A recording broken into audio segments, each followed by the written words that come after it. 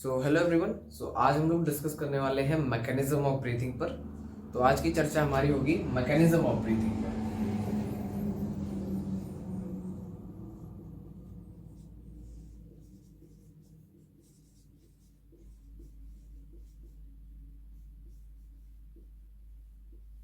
तो इससे पहले हम मैकेनिज्म स्टार्ट करें, हम एक डायग्राम से समझने की कोशिश करेंगे कि आखिर चीजें होती कैसी है।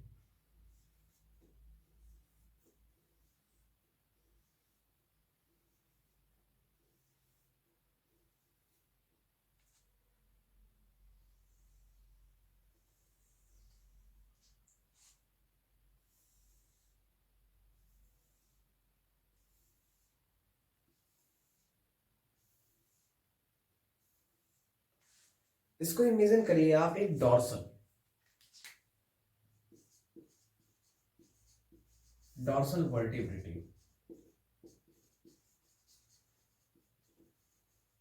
आपके पीछे की जो रिब्स हैं आप उन्हें इमेजिन करिए और सामने आप इमेजिन करिए स्टर्नम। स्टर्नम आपकी चेस्ट बोन होती है, ठीक है। स्टर्नम को ही हम बोलते हैं ब्रीस्ट बोन इन गर्ल्स।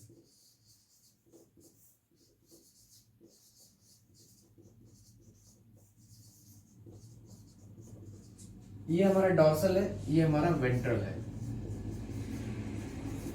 अब समझिएगा, इस तरफ से हमने एक स्ट्रक्चर बनाया और इस तरफ से हमने एक स्ट्रक्चर बनाया।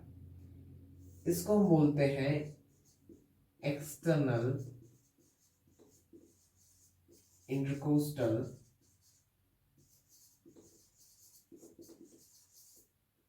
मसल्स। इसको हम बोलते हैं इंटरनल इंटरनल इंटरकोस्टल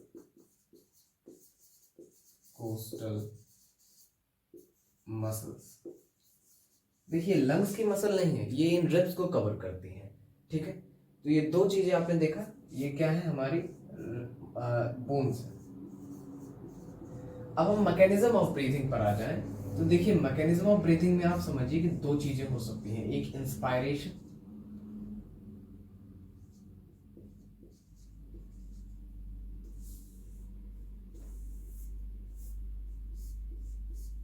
इंस्पायरेशन और एक्सपायरेशन।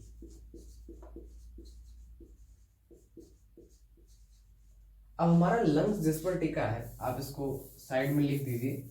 इसको हम IICM करके लिख सकते हैं, IICM, इंटरनल इंटरकोस्टल मसल। हमारा लंग्स जिस बेस पर टिका होता है उस बेस को बोलते हैं डायफ्राम। सर, इसकी जो मसल है, इसकी मसल को बोलते हैं फ्रेनिक मसल। कौन सी मसल? Phrenic muscle. एम्स में ये क्वेश्चन आ चुका है, इसी को हम रेडियल मसल भी बोलते हैं। कौन सी मसल? रेडियल मसल, ठीक है। तो मैकेनिज्म पर आते हैं थोड़ा सा। ये कैविटी जो बिलो द एब्डोमेन है या बिलो द डायफ्राम है, इसको हम बोलते हैं एब्डोमेन कैविटी, एब्डोमिनल कैविटी।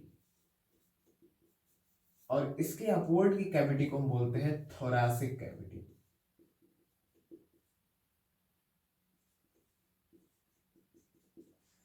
अब मैकेनिज्म ऑफ ब्रीथिंग पर हम सबसे पहले आ जाते हैं। तो देखिए, ये हमारा डोम शेप का डायफ्राम है। जब ये कॉन्ट्रैक्ट करता है और अपने ओरिजिनल शेप में आता है, sorry, in the contractile shape में आता है। इसके साथ साथ जब EICM, एक्सटर्नल इंटरकोस्टल मसल, जब कॉन्ट्रैक्ट करती है, तब क्या होता है, हमारा इंस्पायरेशन, यानी एयर अंदर आती है। तो क्या होता है इंस्पायरेशन में, क्या होगा साहब, EICM के साथ साथ हमारा डायफ्राम सबसे पहले अपवर्ड था, अब वो कॉन्ट्रैक्ट कर लिया, अपने आप को डाउनवर्ड चला गया है। जैसे ही डाउनवर्ड गया, हम इसको लिखते हैं कि डायफ्रैगम। कॉन्ट्रैक्ट। साहब ये जैसे ही कॉन्ट्रैक्ट हुए बॉडी में बहुत सारी चीजें हुई। हमने कहा था कि ये थोरेसिक वॉल्यूम पर डिपेंड करेगा कि लंग्स में एयर आएगी कि नहीं आएगी। तो जैसे ही ये कॉन्ट्रैक्ट हुए अब इस शेप में आ गए हैं, ये किस शेप में आ गए हैं, इस शेप में, यानी अब ये फ्लैट होकर ऐसा बन गया है। तो जैसे ही ऐसा बना क्या हुआ, अंदर का क्या हुआ, थोरेसिक वॉल्यूम इंक्रीज हुआ, थोरेसिक वॉल्यूम इंक्रीज हो गया। थोरेसिक वॉल्यूम इंक्रीज हुआ तो क्या हो गया, पल्मोनरी प्रेशर डिक्रीज हो गया, बिल्कुल हो गया। जैसे ये प्रेशर डिक्रीज हुआ वॉल्यूम बढ़ गया थोरेसिक कैविटी का, या हम कहें कि लंग्स का वॉल्यूम बढ़ गया। तो लंग्स का वॉल्यूम भी बढ़ गया, लंग्स का वॉल्यूम बढ़ गया। अब जब इतनी सारी चीजें हो गई हैं एक साथ, इसका वॉल्यूम बढ़ गया है, तो एक्सटर्नल एयर्स क्या कर जाएंगी, enter into the lungs. External airs जब लंग्स के अंदर इंटर कर जाएंगी यानी गैसेस इंटर्स। अब ठीक इसका उल्टा होगा, पर एक्सपायरेशन में ऐसा कुछ नहीं होता है। एक चीज और समझ लीजिए, ये एक एक्टिव प्रोसेस है। एक्टिव प्रोसेस मतलब आपको एनर्जी खर्चा करनी पड़ेगी, क्योंकि आप एक मसल को आप कॉन्ट्रैक्ट करवा रहे हैं, दो मसल को, एक फ्रेनिक मसल, एक एक्सटर्नल इंटरकोस्टल मसल। इन दो मसल्स को कॉन्ट्रैक्ट करवाने में आपको एनर्जी लगती है। अब क्योंकि एनर्जी लग रही है तो जाहिर सी बात है इसको काम को 2 सेकंड में आप निपटा सकते हैं। तो 2 सेकंड्स का टाइम पीरियड लगता है आपको इंस्पायरेशन करने में। अच्छा, एक्सपायरेशन में कुछ इसका उल्टा होगा क्या? एक्सपायरेशन में कोई कुछ नहीं करता है। ईआईसीएम के साथ साथ डायफ्रैगम क्या कर जाते हैं, रिलैक्स। रिलैक्स का करने का क्या मतलब है, ये अपने ओरिजिनल शेप में आ रही है। अब ओरिजिनल शेप में आ रही है तो क्या हुआ, थोरेसिक वॉल्यूम कम हो गया, पल्मोनरी प्रेशर बढ़ गया, और लंग्स का वॉल्यूम क्या हो गया, कम हो गया। तो क्या होगा, गैसेस मूव्स आउट। अब जैसे ही गैसेस मूव्स आउट हो गई है, अब क्या होगा, प्रेशर फिर से यहां पर कम होगा, फिर से ये सारी चीजें रिपीट होंगी और इंस्पायरेशन एक्सपायरेशन चलता रहेगा। अब ये प्रोसेस हमारी कैसी है, पैसिव प्रोसेस है।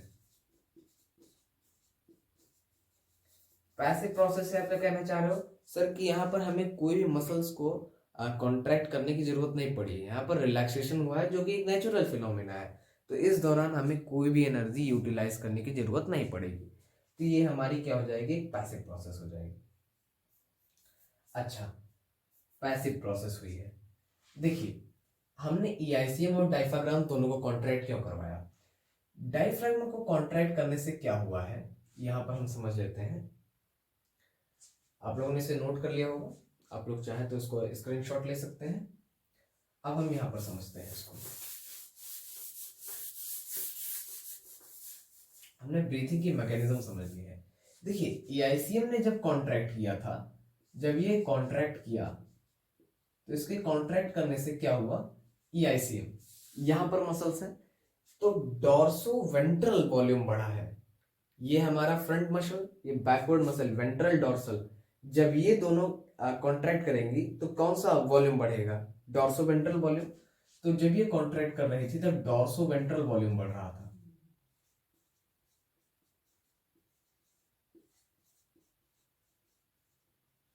अच्छा, जब डायफ्राम कॉन्ट्रैक्ट कर रहा था तब कौन सा वॉल्यूम आप बढ़ा रहे हो भाई, तब हमारा वॉल्यूम बढ़ रहा था एंटीरियो पोस्टीरियर वॉल्यूम। एंटीरियो पोस्टीरियर वॉल्यूम बढ़ रहा था, या आप कह दो कि एब्डोमिन प्लस थोरेसिक वॉल्यूम बढ़ रहा था। इतनी चीजें होती हैं इसमें। अब यहां पर कुछ बहुत इंपॉर्टेंट पॉइंट्स आते हैं। इंपॉर्टेंट पॉइंट्स क्या आते हैं, अब यहां पर आती है situation of pregnant women. Pregnant women's में क्या होगा,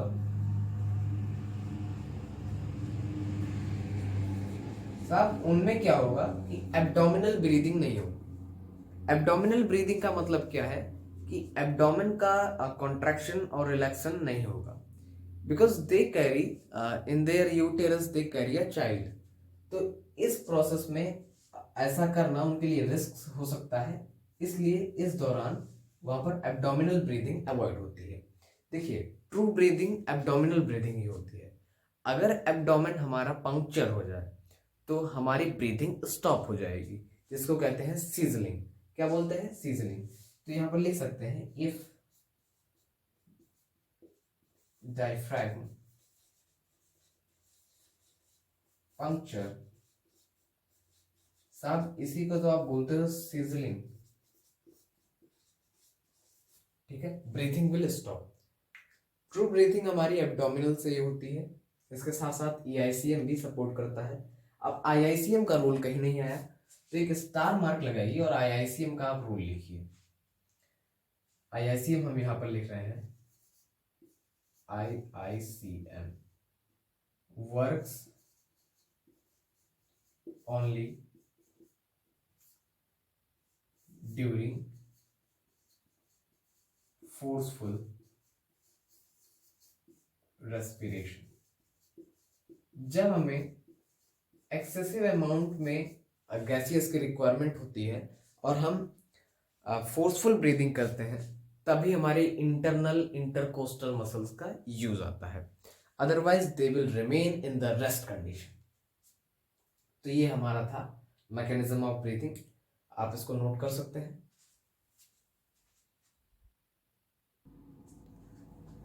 तो ये हमारा डिस्कशन था मैकेनिज्म ऑफ ब्रीथिंग के ऊपर। एक दो पॉइंट्स और है, आप लिख सकते हैं, बहुत ज़्यादा इंपॉर्टेंट नहीं है। अगर हम बात करें तो ह्यूमन लंग्स एक संकल लंग्स की तरह बिहेव करते हैं। ह्यूमन के जो लंग्स है कैसे हैं? संकल लंग्स है। संकल लंग्स मतलब एयर्स को सक किया जाता है इन एंड आउट।